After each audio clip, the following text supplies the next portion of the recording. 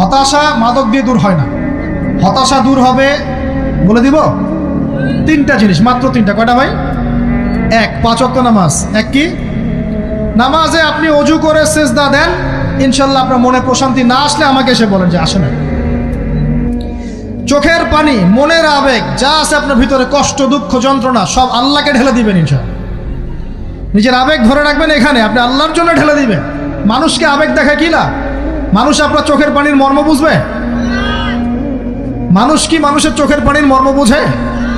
আপনার পিতা যদি মারা যায়, আমার কাছে এসে দোয়া চান কান্নাকাটি করে, আমি দোয়া করতে পারবো, কিন্তু আমি কিন্তু আপনার ফিলিংসটা বুঝতে পারবো না। আপনার অনুভূতি কে বুঝতে পারবেন?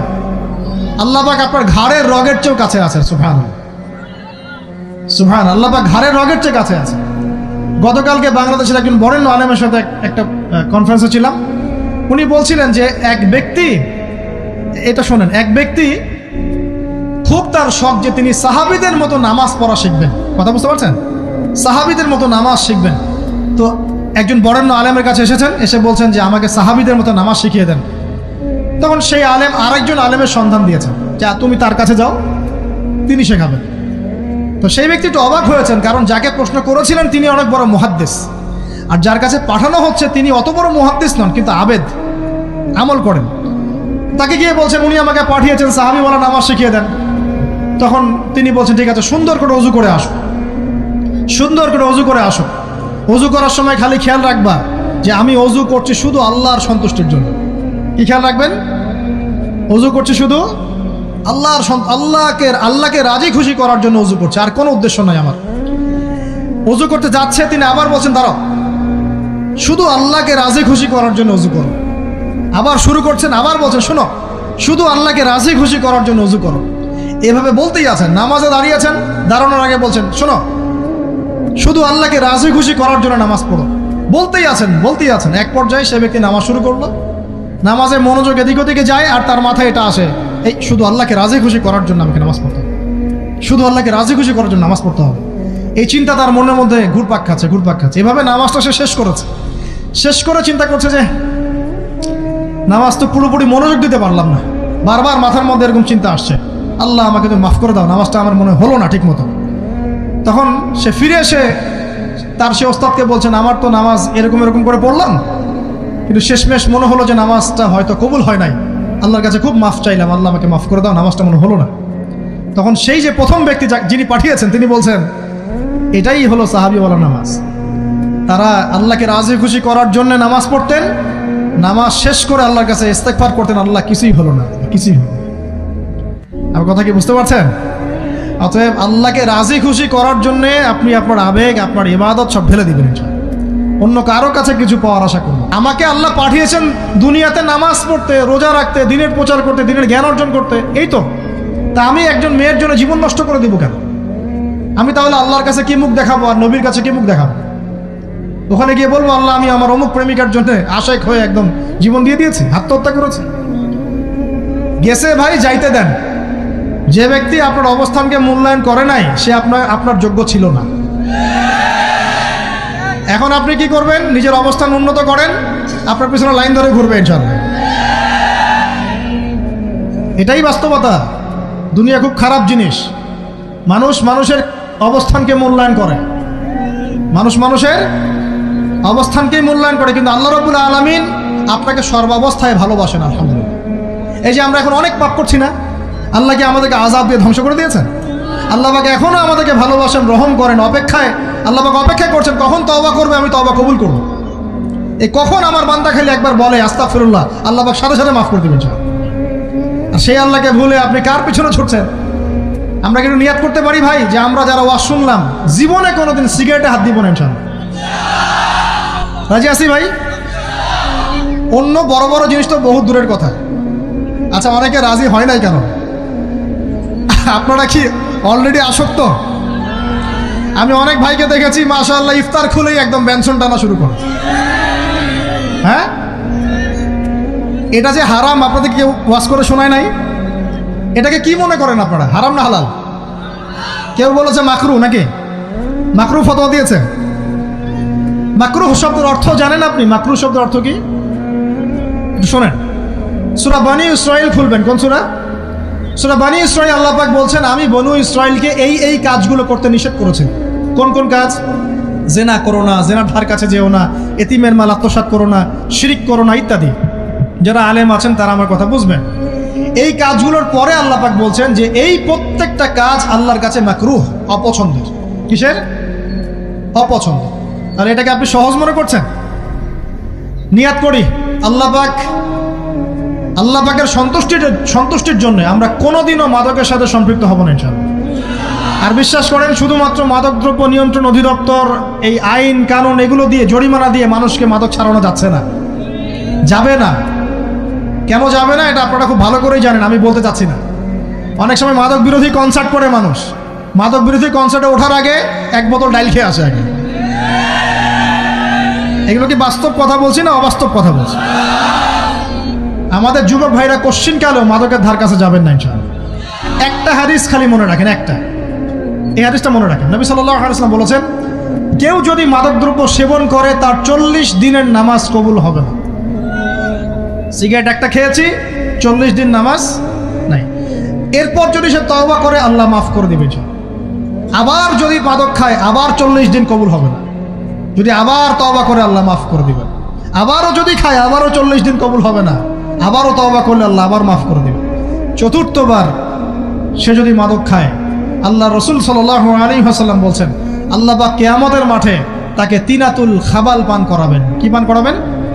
তিনাতুল খাবাল। সাহাবীরা বললেন, ইয়া রাসূলুল্লাহ, এটা কি তিনাতুল খাবাল? কি?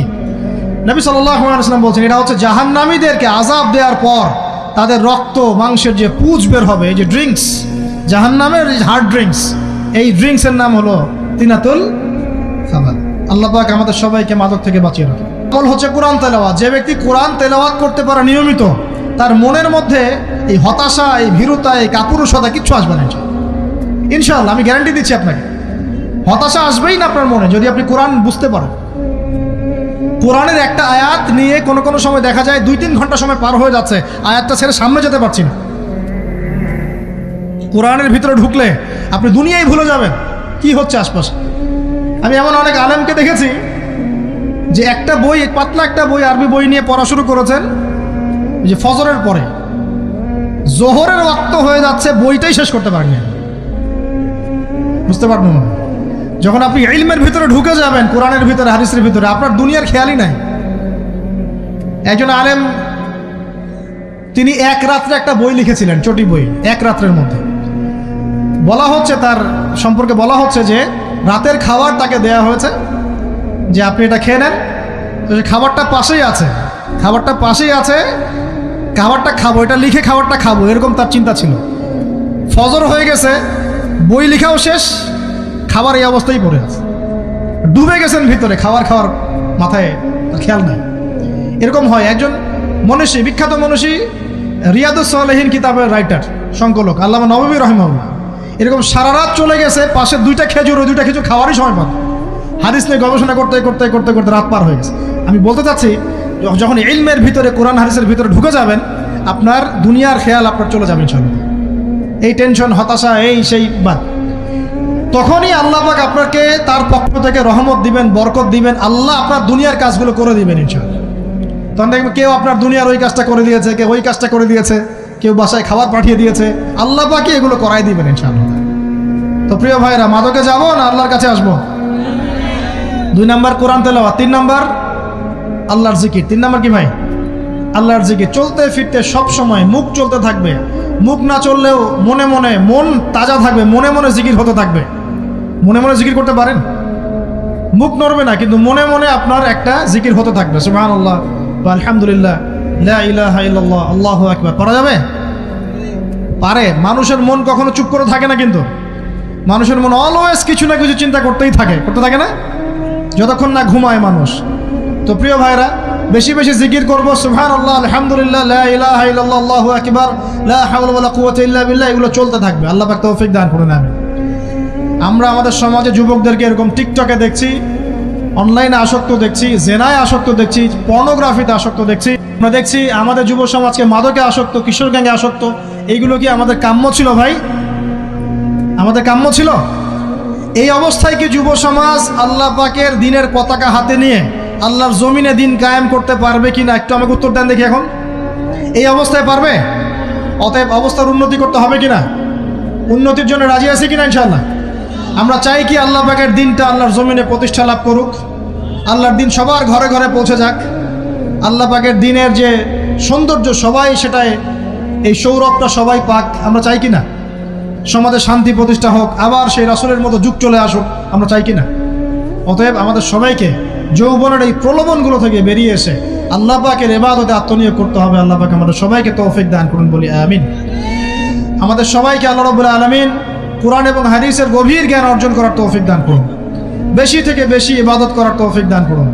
আল্লাহ পাক সবাইকে হারাম সমস্ত রিজিক থেকে বাঁচিয়ে রাখুন, জেনা, ব্যভিচার এবং নারীর ফিতনা, মাদক থেকে আল্লাহ বাঁচিয়ে রাখুন।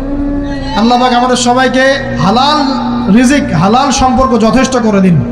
আল্লাহ পাক আমাদের সবাইকে যেন দিনের দাওয়াতের মেহনত করার তৌফিক দান করেন এবং আলেম ওলামার সাথে পরামর্শ করে দিন শেখার এবং বোঝার তৌফিক দান করেন। যুবতী দিনী বোনদের জন্য, এখানে বোনরা আছেন না? আছেন কি না? দিনী বোনরা আছেন? একটা নসিহত দিনী বোনদের জন্য আমি একটা নসিহত করতে চাচ্ছি, একটা নসিহত। আমার এই একটা নসিহত একটু মন দিয়ে শুনুন প্রিয় দিনী বোন। রাসূলুল্লাহ সাল্লাল্লাহু আলাইহি ওয়াসাল্লাম আমাদের দিনী বোনদের জন্য জান্নাতে যাওয়ার একটা ফর্মুলা বলে দিয়েছেন। আমি কি বলবো সেটা? আচ্ছা, রাসূলুল্লাহ সাল্লাল্লাহু আলাইহি ওয়াসাল্লাম বলেছেন আমাদের দিনী বোনেরা, আমাদের মায়েরা, এই নারী জাতি মাত্র 4টা কাজ করলে জান্নাতের যে কোনো দরজা দিয়ে ইচ্ছা প্রবেশ করতে পারবে ইনশাআল্লাহ। খুশি হন নাই? কয়টা কাজ? মাত্র 4টা। এক, যদি আমাদের দিনী বোনেরা 5 ওয়াক্ত নামাজটা ওয়াক্ত মতো পড়ে, আল্লাহ পাক তৌফিক দান করুন, বলি আমিন। 2 নাম্বার, যদি তারা রমাদান মাসের রোজাটাকে ঠিক মতো আদায় করতে পারে। 1 নাম্বার 5 ওয়াক্ত নামাজ ঠিকঠাক আদায় করা, 2 নাম্বার রমজান মাসের সাওম রাখা, 3 নাম্বার তাদের লজ্জাস্থানের হেফাজত করা, মানে শরঈ পর্দা মেনটেন করা, শরঈ পর্দা মেনটেন করা। এবং আমি বলে দেই, চেহারাটা আপনাদের পর্দার অন্তর্ভুক্ত। এটা নিয়ে অনেক বাকবিতণ্ডা হয় না সমাজে, চেহারা দেখানো যাবে কি যাবে না ইত্যাদি।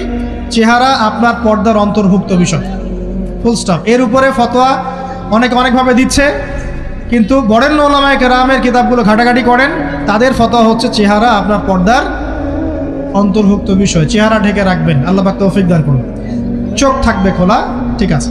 4 নাম্বার, স্বামীর আনুগত্য করতে হবে। স্বামীর আনুগত্য, এই যে আনুগত্য শব্দ শুনলেই মানুষের একটা মানে নেগেটিভ ধারণা তৈরি হতে পারে। স্বামীর আনুগত্য মানে কি আমি তার দাসত্ব করব? আনুগত্য মানে, প্রিয় দিনী বোন, আনুগত্য মানে দাসত্ব নয়।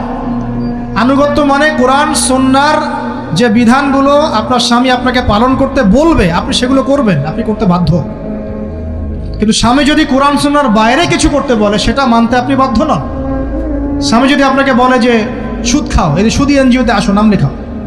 স্বামী যদি আপনাকে বলে যে আসো বেপর্দায় বাইরে যাই, সাজুগুজু করে বের হও, চলো ঘুরে আসে বেপর্দায়। স্বামী যদি বলে দেবরকে একটু খাবারটা দিয়ে আসো, আমার অফিসের কলিগ আসছে, খাবার পরিবেশন করো, আসো ডাইনিংয়ে আসো। এই যে হারাম কাজ, বেপর্দার আদেশ করছে, সুদের আদেশ করছে, আপনি সেগুলো পালন করবেন না। কিন্তু হালাল বৈধ যে কোনো বিষয় আপনি স্বামীর আনুগত্য করবেন, এটা আপনার উপর ফরজ। এই 4টা কাজ যদি আপনি করতে পারেন, জান্নাতের যে কোনো দরজা দিয়ে ইচ্ছা আপনি প্রবেশ করতে পারবেন ইনশাআল্লাহ। আল্লাহ পাক আমাদের দিনী বোনদেরকে এই 4টা কাজ করার তৌফিক দান করুন। আমাদের সবাইকে আল্লাহ পাক জান্নাতের জন্য কবুল করুন, বলি আমিন।